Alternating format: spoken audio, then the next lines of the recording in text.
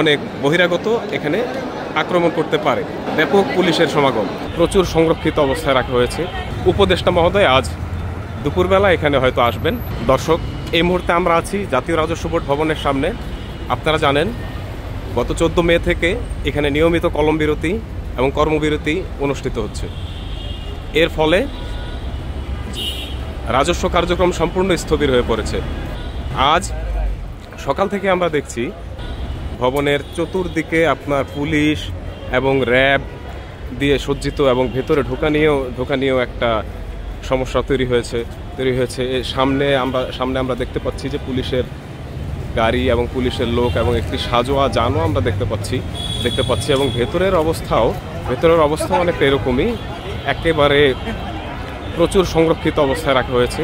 চাইলেই কেউ ঢুকতে পারছেন না, তাকে পরিচয়পত্র প্রদর্শন করে ঢুকতে হচ্ছে। সামনে র্যাবের গাড়িও আমরা দেখতে পাচ্ছি এবং ভেতরের চিত্রটা হচ্ছে গেটে একেবারে এরকম অবস্থা।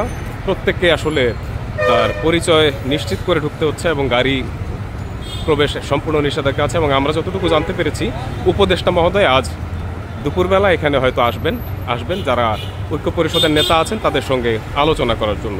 মোনালিসা হেভি ফ্লো 15 পিস প্যাকেটের সাথে 8 পিসের একটি প্যাকেট একদম ফ্রি। এনবিআর ভবনে ঢোকার সামনেই এরকম জটলা। যে যার মতো অবস্থান কর্মসূচি নিয়েছেন, বসে আছেন, অনেকে হাঁটাচলা করছেন, কিন্তু আমরা তার পাশেই দেখছি ব্যাপক পুলিশের সমাগম। তাদের সঙ্গে আসলে আলাপ করেছিলাম, তারা কেউ আসলে অন স্ক্রিনে কথা বলতে খুব একটা রাজি হননি, কিন্তু তারা জানিয়েছেন যে গোপন সংবাদের ভিত্তিতে তাদের কাছে তথ্য রয়েছে যে এখানে অনেক বহিরাগত এখানে আক্রমণ করতে পারে, তাই তারা এখানে আসলে অবস্থান নিয়েছেন। তাদের যদিও আন্দোলনকারীদের একটা শঙ্কা ছিল যে এখানে পুলিশ আন্দোলন প্রতিহত করার জন্য এসেছেন, কিন্তু তারা বিষয়টা অস্বীকার করেছেন।